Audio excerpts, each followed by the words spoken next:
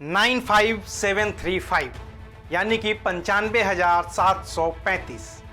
कहने को तो ये सिर्फ एक नंबर है, लेकिन अगर इस नंबर को आप डिकोड करेंगे तो पता चलेगा कि ये नंबर कितना खतरनाक है। दरअसल ये नंबर है भारत में 24 घंटे के अंदर बढ़े कोरोना के नए मरीजों का।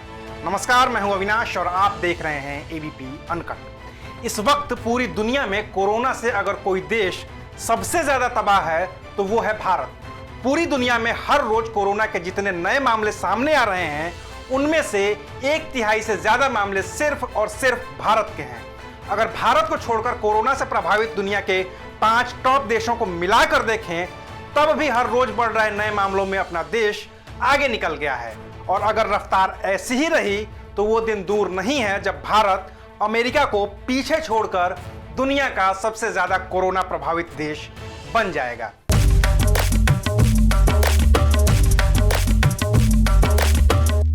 नौ सितंबर को पूरी दुनिया में कोरोना के कुल 2,86,531 नए मामले सामने आए थे।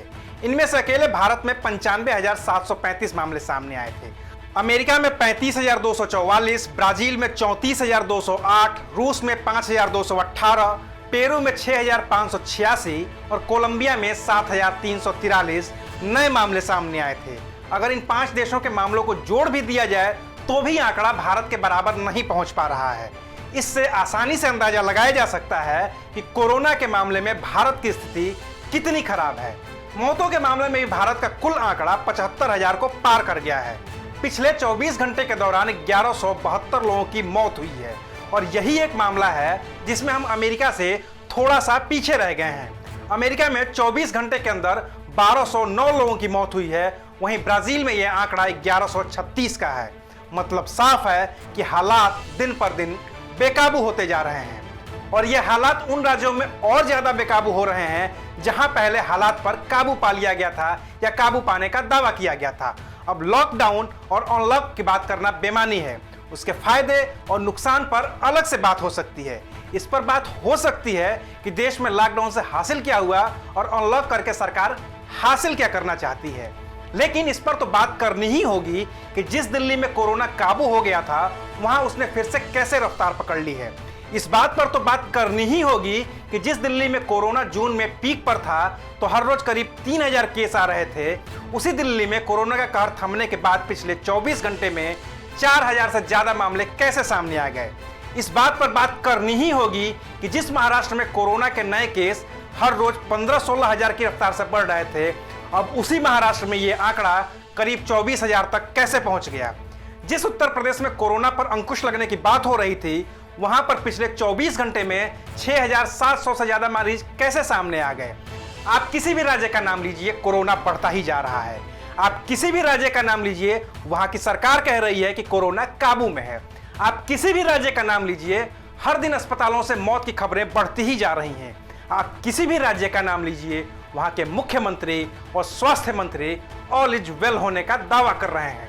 लेकिन अगर सब कुछ ऑल इज वेल ही है तो फिर दुनिया के हर 100 नए कोरोना मरीजों में से 33 मरीज भारत से ही क्यों आ रहे हैं। अगर सब कुछ ऑल इज वेल ही है तो फिर अब भी देश में हर रोज मौतों का आंकड़ा 1,000 से अधिक क्यों है। अगर सब कुछ ऑल इज वेल है तो फिर अभी तक भारत में 75,000 से अधिक मौतें कैसे हो गई हैं। अगर सब कुछ ऑल इज वेल ही है तो फिर इन कुल मौतों का करीब 70% हिस्सा सिर्फ महाराष्ट्र, तमिलनाडु, कर्नाटक, दिल्ली और आंध्र प्रदेश से ही कैसे आ रहा है। कुल एक्टिव 9,23,000 केस में से करीब 75% केस देश के सिर्फ 9 ही राज्यों यानी कि महाराष्ट्र, कर्नाटक, आंध्र प्रदेश, उत्तर प्रदेश, तमिलनाडु, तेलंगाना, असम, उड़ीसा और छत्तीसगढ़ से ही आ रहे हैं और फिर भी कहा जा रहा है कि ऑल इज वेल। आप खुश होइए, इतराइए कि भारत में मृत्यु दर 1.6% है। रिकवरी रेट 78% तक पहुंचने वाला है। लेकिन ध्यान रखिए कि अब हम अमेरिका को भी पीछे छोड़ने वाली रफ्तार पकड़ चुके हैं और अब भी अगर अंकुश नहीं लगा तो हम जल्दी ही अमेरिका को भी पीछे छोड़ ही देंगे और वो दिन हमारे लिए सबसे शर्मनाक दिनों में से एक होगा। बाकी कोरोना के और भी अपडेट्स जानने के लिए डाउनलोड कर लीजिए एबीपी लाइव ऐप और देखते रहिए एबीपी अनकट। शुक्रिया। एबीपी न्यूज आपको रखे आगे।